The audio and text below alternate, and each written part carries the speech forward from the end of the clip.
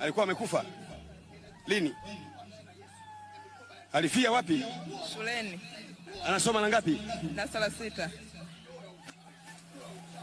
Alikuwa amekufa ndugu yako?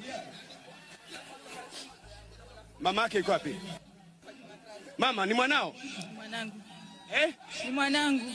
Alifia wapi? Shuleni.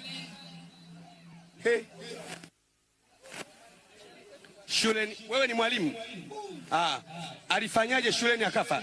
Shuleni alipewa kazi na mwalimu wake aifanye, akakosa maswali 4.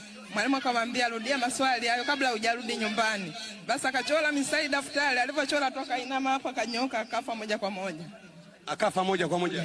Sasa wewe mama mzazi, huyu ni mwalimu, ulipewa taarifa? Ulipewa taarifa kutoka shuleni? Alipigia simu, nilikuwa kazini. Hebu beba huyu. Beba huyu. Naomba mashujaa wachache, beba huyu. Beba vizuri. Shika vizuri, beba. Wakufa hivi ndio nawapenda mimi. Beba vizuri. Wakufa hivi ndio nawapenda nyinyi. Beba vizuri.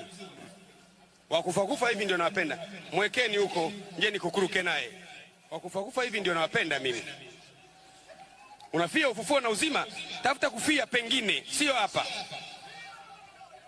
Kwa jina la Yesu. Mbebeni, mpelekeni kule mbele. Usifie hapa, fia pengine, sio ufufuo na uzima. Kama una mpango wa kufa, kafie pembeni. Shatukusakapa. Katika jina la Yesu. Hebu sema kwa jina la Yesu. Hebu sema kwa jina la Yesu.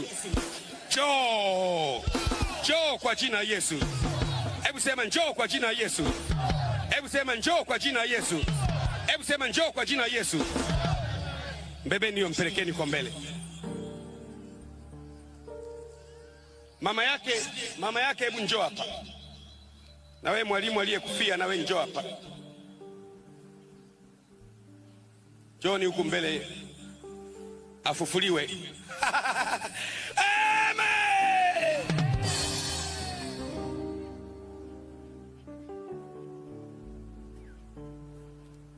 Wale mliombeba mmefika wapi?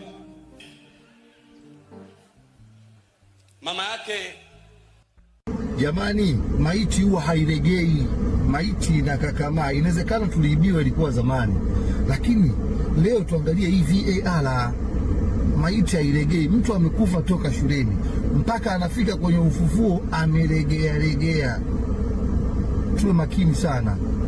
Mtu anaweza kawa na kuhubiria fursa, lakini ukajikuta fursa ni wewe mwenyewe. VAR. Mswahili elimika.